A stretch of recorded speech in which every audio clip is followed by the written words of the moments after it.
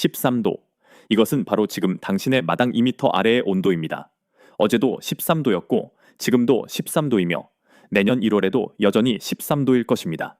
보일러가 밤새도록 돌아가고 난방비 청구서가 512, 610원을 넘을 때도 당신의 집은 아침까지 여전히 추울 것입니다. 지하 2m 깊이에서는 땅이 지금 몇 월인지 신경 쓰지 않습니다. 묻힌 파이프가 그 온도를 포착하는데 60m의 플라스틱 튜브, 환풍기 하나, 그리고 도랑 하나면 됩니다. 총 비용은 자재비로 단 몇십만 원에 불과합니다. 겨울에 영하 12도로 한쪽 끝으로 들어가는 공기는 다른 쪽에서 10도로 나옵니다. 35도로 들어가는 공기는 18도로 나옵니다. 땅은 당신의 보일러가 하는 일의 80%를 무료로 해냅니다. 사실상 우리는 이것을 1993년에 이용할 수 있었던 가장 효율적인 난방 방식이라고 부릅니다. 우리는 1997년에 영채의 주택에서 이것을 증명했습니다. 오늘날 스웨덴은 5채 중 1채의 집을 이 방식으로 난방합니다. 전 세계 주택의 1%가 이를 사용합니다. 지열 튜브는 목록표, 인증, 적합성, 항목, 평가 양식 그 어느 것도 없습니다. 그것들은 건축법에서 금지되어 있지 않습니다. 그보다 더 나쁩니다. 그것들은 아예 존재하지 않습니다. 이것은 실패한 기술에 대한 이야기가 아닙니다. 이것은 기술이 너무 잘 작동하여 전체 산업을 위협했고 결국 지워져 버린 기술에 대한 이야기입니다. 금지를 통해서가 아니라 생략을 통해서 말입니다. 기록은 기원전 500년경, 현재 이란 북동부에 해당하는 호라산 지방에서 시작됩니다. 건축가들에게는 전기, 압축기, 금속판 배관이 없었습니다. 그들이 가졌던 것은 깊이에 대한 이해였습니다. 그들은 비날루드 산기쏨에 수직 우물을 파고 약간 기울어진 터널로 연결하여 중력이 대수층의 물을 아래 지표면의 정착지로 끌어당기게 했습니다. 33km 길이에 걸쳐 427개의 우물이 있었고 주 우물의 깊이는 300m가 넘었습니다. 이 시스템은 카나트 칸80라고 불렸습니다. 고나바드의 카사베 카나트는 기원전 700년에서 500년 사이에 건설되었습니다. 그것들은 박물관 전시품이나 복원품이 아니라 기반 시설로서 지금도 작동하고 있습니다. 0명의 사람들이 이 700년 동안 지속적으로 작동해온 시스템에서 물을 끌어올립니다. 유지보수 예산제로, 교체 부품제로, 연간 서비스 계약도 없습니다. 그런데 사실 물은 발견의 절반에 불과했습니다. 그 터널을 통해 순환하는 공기는 안정적인 지하온도 여름에는 시원하고 겨울에는 얼어붙은 지표면과 비교해 따뜻한 온도에서 지하수 및 주변 토양과 접촉했습니다. 그 공기는 지하실 통로를 통해 건물 밖으로 나가기 전에 극적으로 냉각되었습니다. 카나트는 단순한 수로가 아니라 공조 시스템이었습니다. 압축기, 냉매, 전기도 없이 그저 묻힌 파이프, 흙, 그리고 땅이 무료로 제공하는 물리학뿐이었습니다. 1500년 동안 서양의 어떤 엔지니어도 이것을 문서화하지 않았습니다. 그러다 1968년 4월, 울프 울프라는 독일계 미국인 엔지니어가 사이언티픽 아메리칸 사이언티픽 어메리칸의 이란의 카나트라는 획기적인 논문을 발표했습니다. 울프는 직접 터널을 통과하고 지하 공기 온도를 측정하여 위쪽 사막 지표면의 온도와 비교했습니다. 그가 묘사한 것은 원시적인 관계도랑이 아니라 지구상의 어떤 기계식 에어컨보다 2000년 이상 앞선 정밀하게 설계된 열교환 시스템이었습니다. 이 기사는 지하 냉각에 대한 서양의 이해를 바꿨지만 서양의 건축 관행은 바꾸지 못했습니다. 페르시아인들만 있었던 것이 아닙니다. 남쪽으로 700km 떨어진 2017년 유네스코 세계문화유산으로 지정된 사막도시 야즈드 야즈디에서는 평행한 기술이 지상에서 발전했습니다. 윈드타워 바람탑은 지배적인 바람을 포착하기 위해 지붕 위로 솟아오른 높고 직사각형인 탑으로 주거 공간으로 들어가기 전 건물 아래로 종종 카나트의 지하 채널을 통해 바람의 방향을 돌려줍니다. 1976년 훗날 에든버러의 해리엇 와트 대학 명예교수가 되는 수잔 로아브라는 젊은 연구원이 종합적인 연구를 수행했습니다.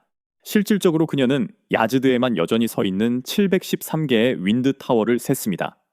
도울랏 아바드 다울랏 APAD 정원에 있는 가장 높은 것은 33m에 달합니다.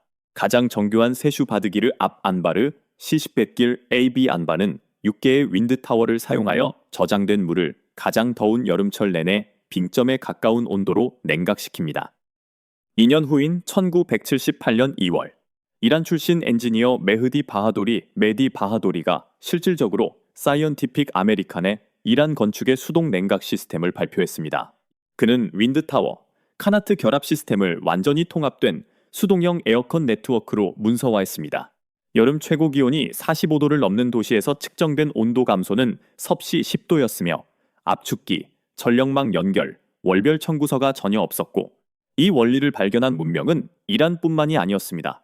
부분적으로 땅에 묻힌 반지하 형태의 아치형 갤러리들은 안정적인 지하 온도를 냉각에 활용했습니다. 이것은 대한민국인들도 지은 것입니다. 아르레 있는 크립토포르티쿠스라고 불리는 이 건축물은 기원전 30년에서 20년 사이에 지어졌으며 현재 유네스코 세계문화유산입니다. 중국 신장성의 투르판에 있는 카레즈 시스템은 O형 KM가 넘는 지하 운하를 연결하는 100개 이상의 우물로 구성되어 있으며 현지인들은 폭염 기간 동안 여전히 터널 안에 머뭅니다. 카파도키아의 지하 도시들은 화산암 깊숙이 묻혀 1년 내내 안정적인 온도를 유지했습니다. 기원전 3600년경 자연 석회암을 깎아 만들어 1902년에 우연히 발견된 몰타의 할 사플리에니 지하 신전 툴 사플리에니 하이포지엄은 건설자들이 사라진 지 5억 년이 지난 후에도 일정하고 시원한 온도를 유지합니다. 지구상의 모든 주요 문명은 이 원리를 독자적으로 발견했습니다. 페르시아인, 대한민국인, 중국인, 카파도키아인, 몰타인 등 수천 킬로미터와 수천 년 떨어져 있던 이들 모두가 같은 결론에 도달했습니다. 땅은 구덩이와 운하의 온도를 유지하고 그 안으로 공기를 이동시킵니다. 물리학은 지역적이지도 문화적이지도 않으며 지질학적입니다. 그리고 1965년 국립표준국 내셔널 뷰로 오브 스탠다드의 한 엔지니어가 그 이유를 정확히 입증했습니다. 그의 이름은 타마미 쿠수다였습니다. 그는 현재 니스트로 불리는 메릴랜드의 국립표준국에서 일했습니다. 1965년에 그와 그의 동료 아헨바흐 아첸바크는 민방위국의 지시를 받았습니다. 질문은 실용적인 것이었습니다. 핵전쟁으로 인해 미국인들이 지하에 살아야 한다면 어떤 온도를 겪게 될 것인가? 이에 답하기 위해 쿠수다와 아헨바흐는 48개 대륙주 전체의 모니터링 관측소에서 수집한 다양한 깊이에서의 월평균 토양 온도 데이터 세트 63개를 실질적으로 컴파일했습니다. 그들이 매핑한 것은 군사 정보가 아니라 대륙 자체의 열 아키텍처였습니다. 지구는 열 배터리이며 이는 은유가 아니라 물리적 사실입니다. 태양은 매일 지표면 1제곱미터당 약 1000W를 공급합니다. 그 에너지는 토양과 암석의 거대한 열 질량에 의해 약화되어 천천히 스며들며 그것을 발생시킨 계절보다 몇 주 뒤처져 도달합니다. 토양은 3월 말에 가장 차가우며 여전히 겨울의 추위를 간직하고 있습니다. 9월 말에는 가장 따뜻하며 저장된 여름의 열기를 계속 뿜어냅니다. 자연은 이 시스템을 미리 충전해 두었고 쿠수다의 계산이 이를 증명했습니다. 그는 쿠수다, 아헨바흐 상관관계, 쿠수다, 아첸박 코릴레이션로 알려진 기하급수적으로 감소하는 진폭을 가진 사인 함수를 발표했는데 이는 어느 위치, 어느 깊이, 연중 어느 때든 교란되지 않은 토양의 온도를 예측합니다. 60년이 지난 지금도 이 방정식은 에너지부 디파트먼트 오브 에너지의 에너지 플러스 건물 시뮬레이션 소프트웨어에 여전히 구현되어 있습니다. 대체된 적도 없고 그럴 필요도 없었습니다. 이제 이 물리학을 당신의 집으로 가져와 보십시오. 당신의 보일러는 1월에 영하 12도, 공기를 20도까지 끌어올리기 위해 애쓰고 있는데 이는 32도 차이의 작업입니다. 당신의 압축기는 과부하에 걸립니다. 가스 요금은 올라갑니다. 당신의 배관은 밤새도록 윙윙거립니다. 토대 2m 아래에서 땅은 13도를 유지합니다. 10월부터 줄곧 13도를 유지하고 있습니다. 만약 그 공기를 먼저 묻혀있는 파이프에 통과시킨다면 이미 13도인 상태로 보일러에 도달할 것입니다. 당신의 시스템은 이제 32도 대신 7도만 올리면 됩니다. 동일한 온도 조절기, 동일한 편안함에 에너지는 5분의 1로 줄어듭니다. 여름에는 이 수학이 거꾸로 적용됩니다. 35도의 공기가 묻힌 튜브로 들어가 18, 21도로 나옵니다. 에어컨은 거의 켜질 일도 없습니다. 이것은 이론적인 것이 아닙니다. 2003년 독일 프라우노퍼 태양에너지 시스템 연구소의 에부스 옌스라는 연구원은 한 사무용 건물의 지열 튜브를 모니터링했습니다. 26개의 튜브, 각각의 길이는 67에서 107m 사이였습니다. 여름 주변 온도가 30도를 넘을 때 공기는 튜브에서 18도로 나왔습니다. 무료 냉각으로 12도가 하락한 것입니다. 그는 이를 측정하고 발표하고 계속 나아갔습니다. 지열 지중, 물 히트 펌프는 이를 한 단계 더 발전시킵니다. 그들은 묻힌 루프를 통해 물을 순환시키고 추출된 열을 집중시키기 위해 냉각 사이클을 사용합니다. 결과는 불가능하게 들립니다. 소비된 전기 1단위당 시스템은 3, 5단위의 열에너지를 제공합니다. 300%에서 500%의 효율성입니다. 연력학 법칙을 위반하지 않습니다. 시스템은 열을 생성하는 것이 아니라 이동시킵니다. 땅은 무료 열 에너지를 제공합니다. 전기는 오직 전송 비용만 지불할 뿐입니다. 그리고 이 시스템의 가장 간단한 버전인 파이프, 공기, 흙만 사용하는 것은 약 563, 50원 정도의 비용이 듭니다. 한 시골 배수 도급업자는 튜브와 도랑을 합쳐 미터당 약 252원의 가격을 제안했습니다. 60m의 주름진 배수 파이프와 임대한 굴착 장비의 총 비용은 196, 90원에서 366, 960원 사이입니다. 중앙식 공기 히트 펌프는 13, 669, 600원에서 34, 174, 0원 사이의 비용이 듭니다.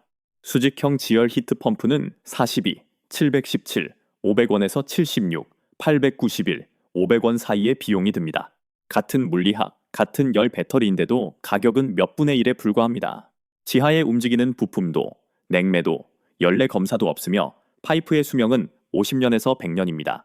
물리학이 발표되고 데이터가 측정되었으며 사실상 의사가 선언을 마친 셈입니다. 그리고 나서는 아무 일도 일어나지 않았습니다. 1993년 환경보호국 EPA는 공간공조, 다음의 개척지라는 제목의 보고서를 발표했습니다. 저자들과 그 동료들은 6개 지역에서 지열지중, 물, 공기, 가스 시스템을 비교했습니다. 그들의 결론은 명확했습니다. 지열 히트 펌프는 에너지 효율이 가장 높고 환경적으로 가장 깨끗하며 가성비가 가장 좋은 이용 가능한 공조 시스템이었습니다. 1995년 환경보호국 EPA는 에너지스타 라벨링 프로그램에 지열 히트 펌프를 포함시켰습니다. 연방 정부는 그들이 할 수 있는 가장 강력한 언어로 이 기술을 승인했습니다.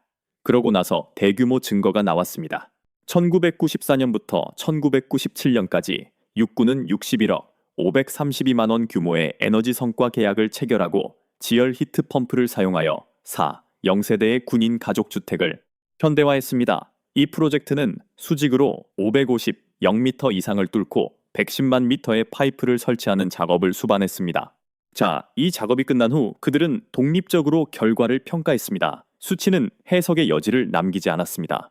전력 절감액은 현대화 이전 소비량의 32.5%였습니다. 난방용 전기뿐만 아니라 전체 전력을 의미합니다.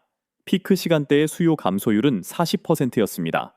공간 공조용 천연가스는 제거되어 100% 사라졌습니다. 육군은 단일 군사 기지에서 수십억 원을 절약했습니다. 사실상 말입니다. 하지만 이제 국제 건축 규정을 펴보십시오. 지열 튜브를 찾아보고 지중, 공기 열교환기를 찾아보며 집안 결합 환기를 찾아보십시오. 지열 튜브는 국제 주거 규정이나 기계 규정의 그 어느 곳에도 나타나지 않기 때문에 당신은 아무것도 찾을 수 없을 것입니다. 어떤 목록에도 실려 있지 않으며 그게 전부입니다. 제품 표준 번호, 항목, 라이선스 프로그램 중 어느 것도 거기에 없기 때문에 우리는 할 수 있는 일이 없습니다. 그것들은 금지되어 있지 않습니다. 그러려면 그것들이 존재한다는 사실을 인정해야 할 것입니다. 그러니 우리는 그렇게 할 수 없습니다. 사실상 어떤 한 섹션에서는 난방 시스템이 바닥 위 1m에서 20도를 유지할 것을 요구합니다. 극한의 기후에서는 지열 튜브만으로는 이것을 보장할 수 없습니다. 제14장은 기계 시스템을 규제하는데 지열 튜브는 승인된 장비로 나열되어 있지 않습니다. 대부분의 관할권에서 그렇듯이 목록화되고 인증된 장비를 요구하는 건축검사관에게는 이를 승인할 메커니즘이 전혀 없습니다. 오늘 제가 드릴 말씀은 여기까지입니다. 여러분의 생각은 어떠신지, 혹은 이 시스템에 대해 들어본 적이 있으신지 댓글로 알려주세요. 다음에 반갑게 다시 뵙겠으며 시청해주셔서 감사합니다. 안녕히 계세요.